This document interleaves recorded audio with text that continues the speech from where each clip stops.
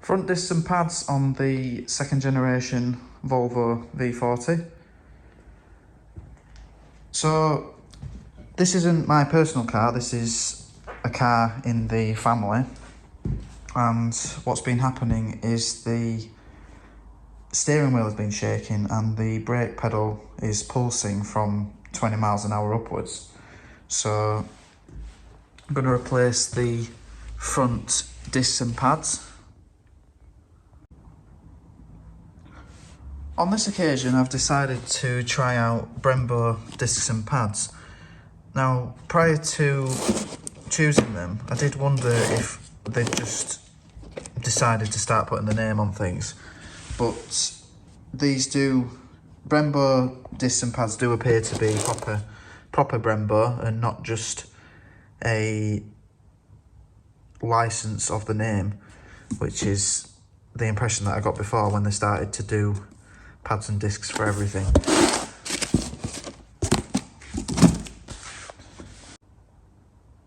And these totaled £107.69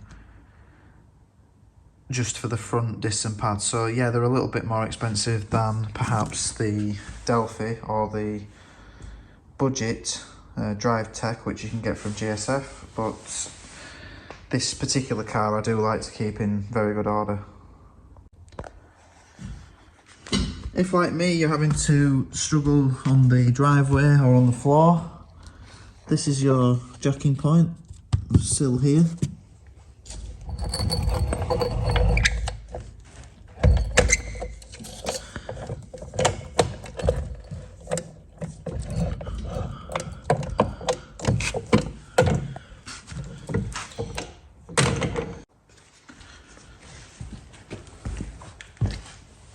Before jacking the car up, you'll want the handbrake on and you'll want to loosen the wheel nuts,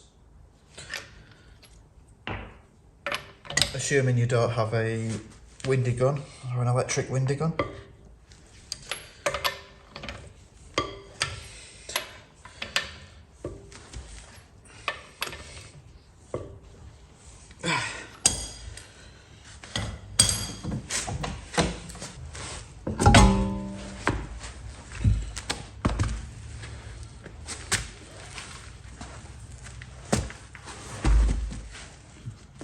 So I've stuck an axle stand under the subframe, still got the jack here, but it's not actually doing anything. I just like to leave them in position. For me, it often makes it easier to turn the wheel the direction which you are working on.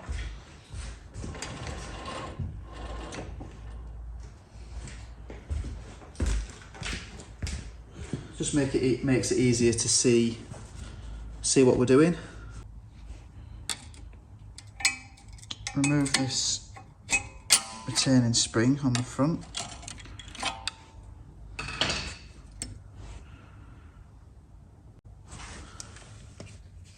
Remove these caps from the slide bolts.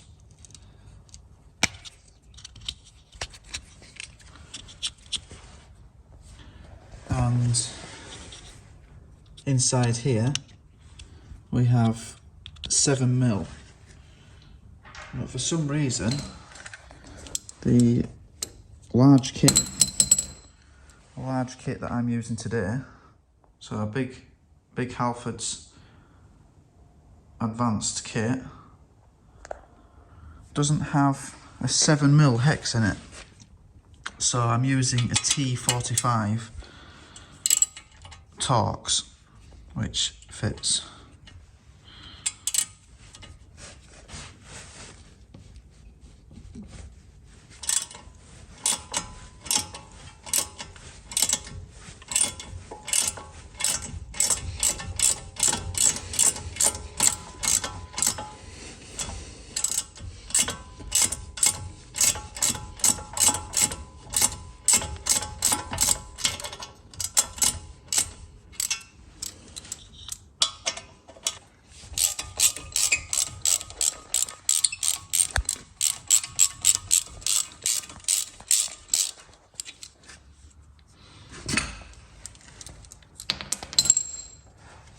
And once you've got them both loose enough, you should be able to just about pull them out.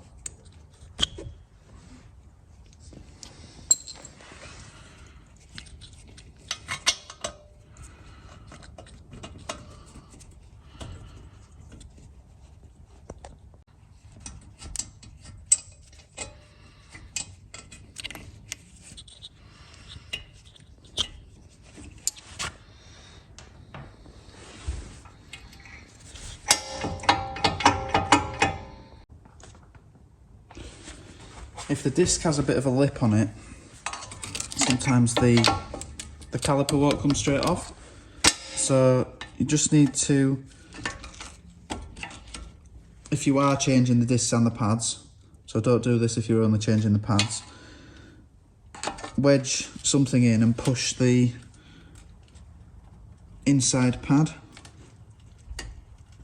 which is pushing the piston back in, and that allows us enough room to get past the lip that is on the disc.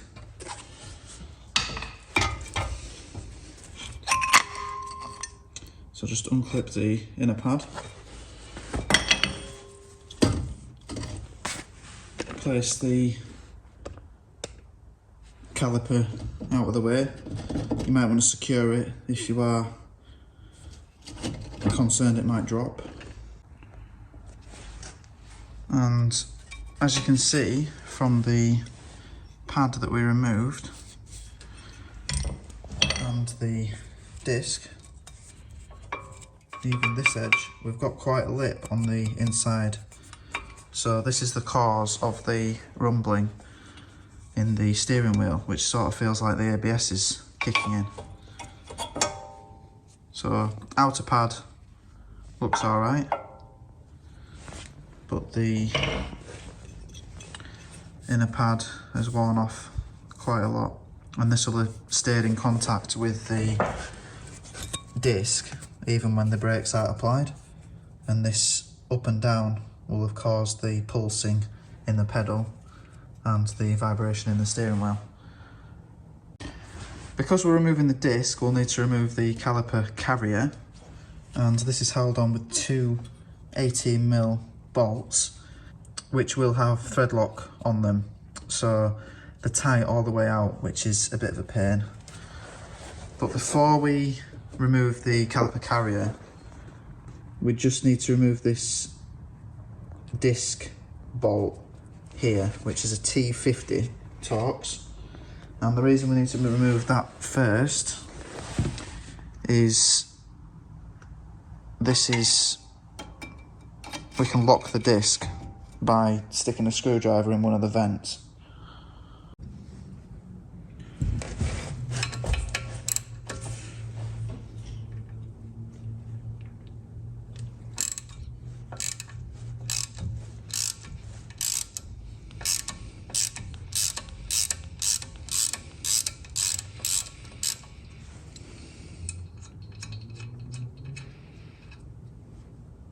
Quite often these will be tighter than they should be. They're not that important. They hold the disc in position when the wheel's not on, but obviously the wheel clamps the disc to the hub anyway, so this is just there to hold it when the wheel is not in position. But quite often they'll corrode and get stuck, or people will over tighten them.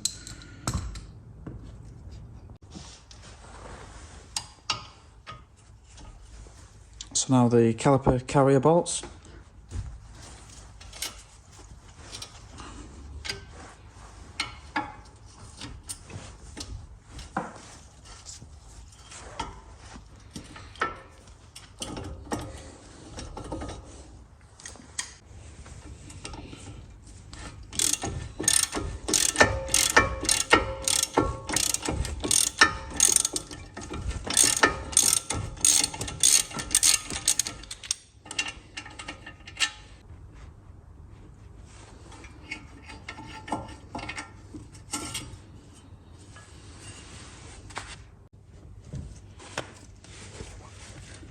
So we can knock the disc off now. It'll be seized to the hub slightly.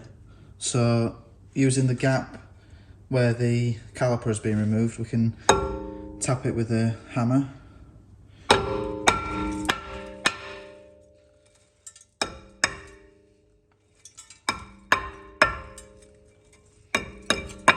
And this will just free it from the hub.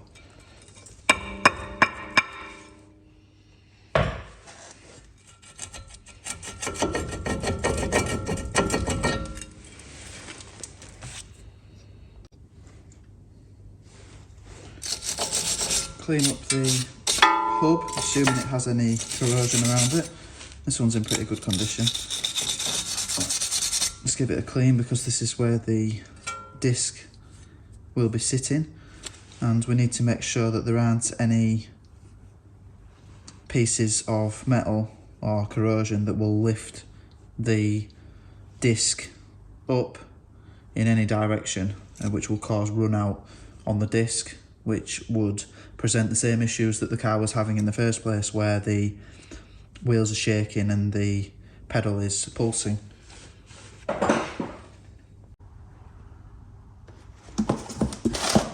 So, new disc.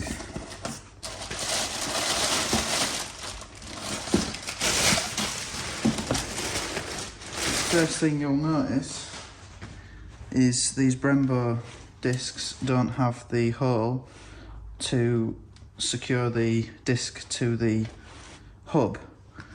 If that's the case for you, don't worry about it, it isn't a problem. The wheel clamps the disc in position. It just means that it'll be loose until everything's fitted back together. Using copper grease, place a small amount on the contact surfaces between the disc and the hub.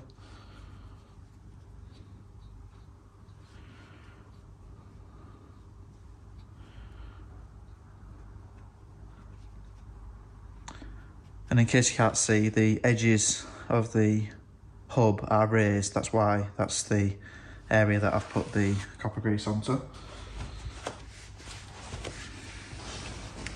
Without contaminating the brake surface,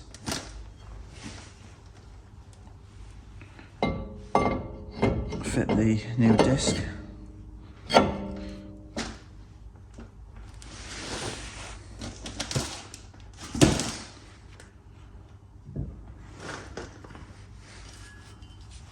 Clean the caliper carrier with a wire brush. Now, if yours is in a state, make sure that you use a mask when cleaning them up, because there could be a lot of brake dust on it, and brake dust is really not good for you. It's one of the things that puts me off replacing brakes on cars, or doing jobs on cars in general, for rust dust in the air. But these are pretty clean.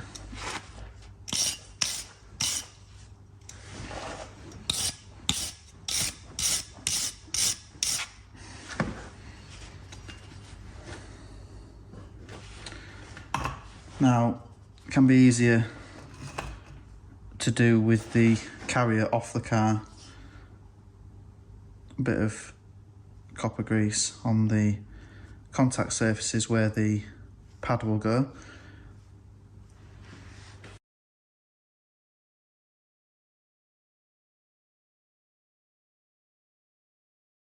Don't worry about going right to the edge where the disc is, because the pad itself will actually be sat further out because you've got the braking material close to the disc.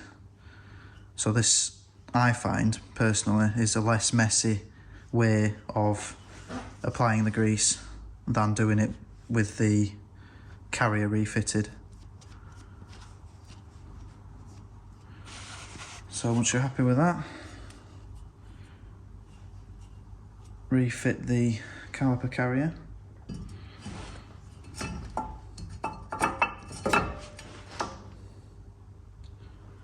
I don't have a torque rating for these bolts, but I usually use what's known as FT.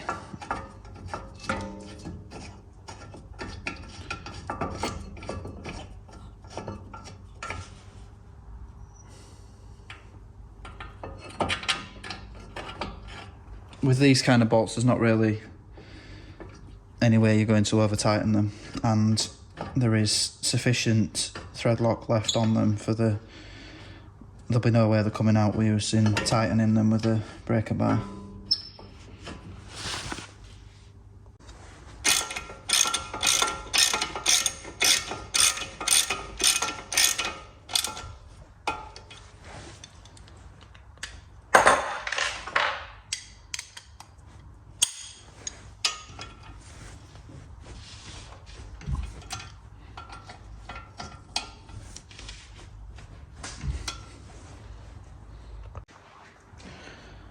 Before you push the piston back into the caliper, just check the brake fluid reservoir isn't too high, because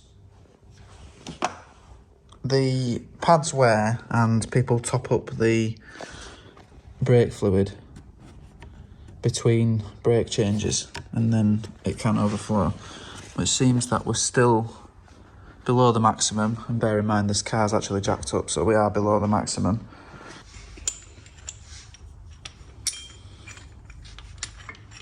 So on this occasion I am using a caliper rewind tool, but I do actually prefer to just use a G-clamp when possible, much easier.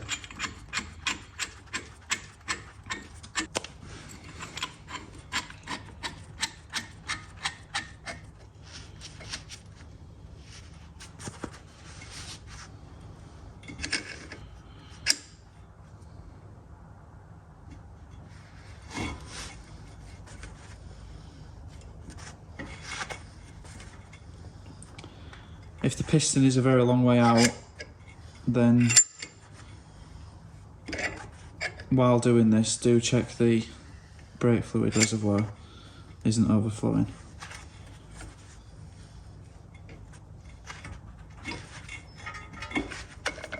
So that's pushed back in.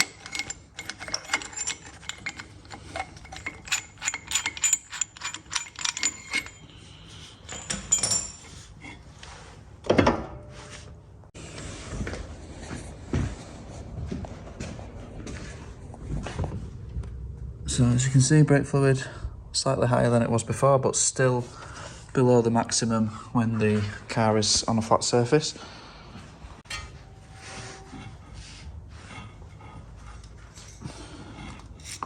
Clean up the caliper if you do need to.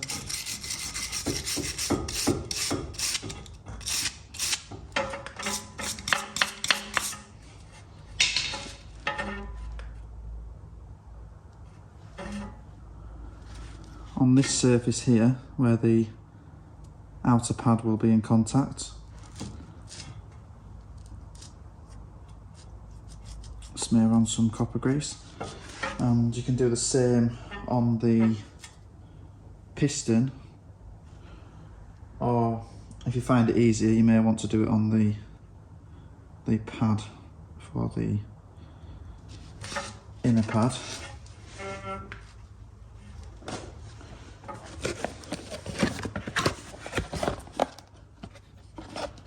So inner pad pushes into the piston, and if you are applying copper grease here, just do it in a circle around these clips where the piston will make contact, just a little bit on the clips.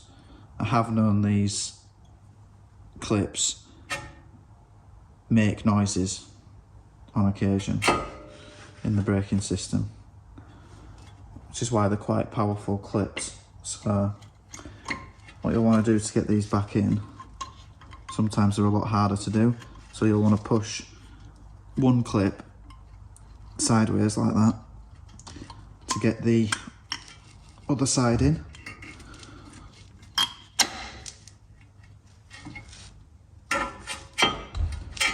And for the outer pad,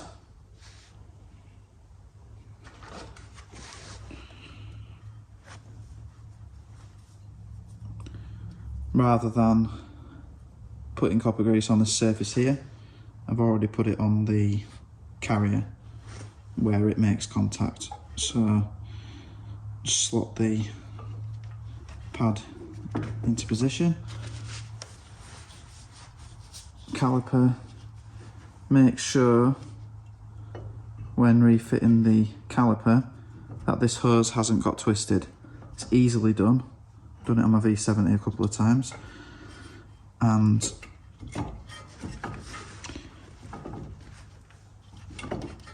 the caliper should just sit on the new pads. We've got the slide bolts. We need to clean them up before they go on, so you can see the residue that they've got on them is quite thick. Just take that off with a wire wheel or a wire brush.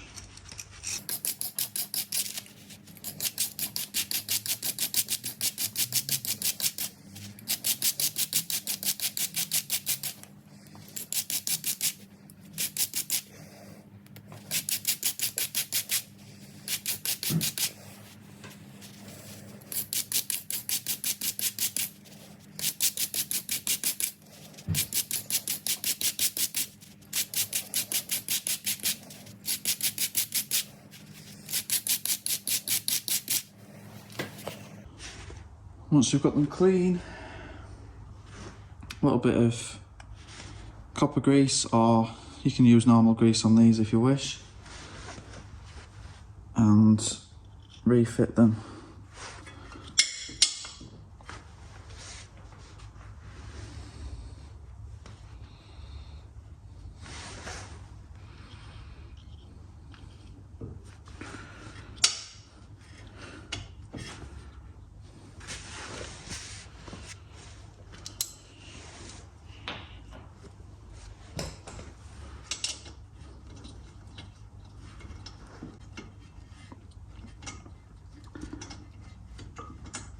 Always start feeding these in by hand, because I've come across these where they are cross-threaded, and you do not want to cross-thread one of these. Such a nightmare to sort out.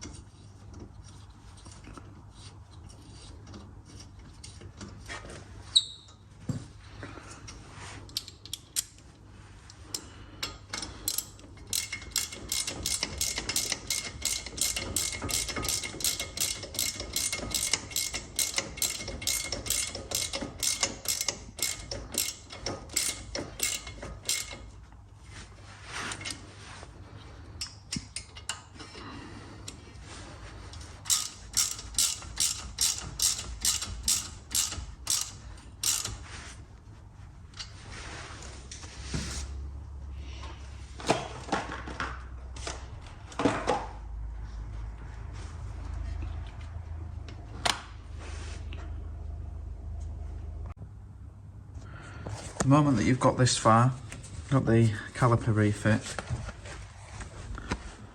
do not do anything else other than straight into the driver's seat and press the brake pedal.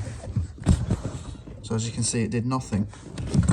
Now, it's not unheard of in garages or amateurs.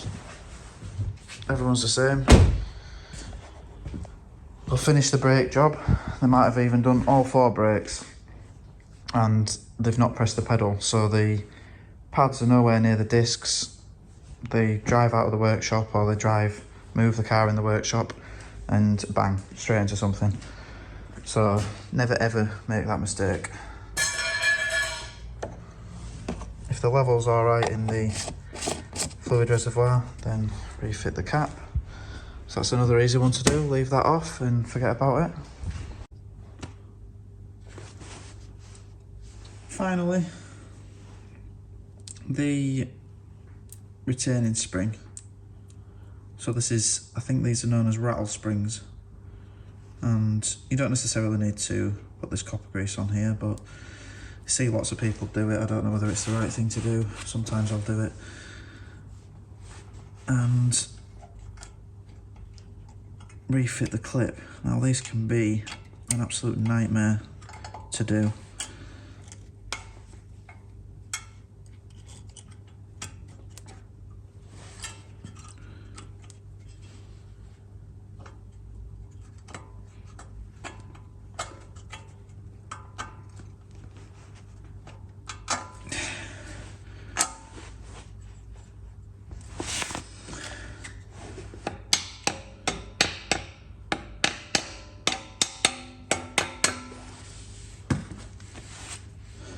And that's it.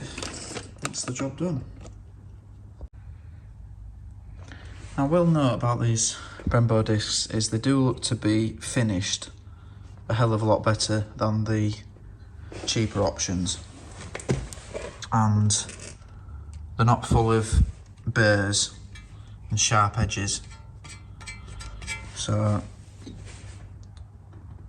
I hope that these will last a very long time. Thanks for watching. I really do hope that this video has helped.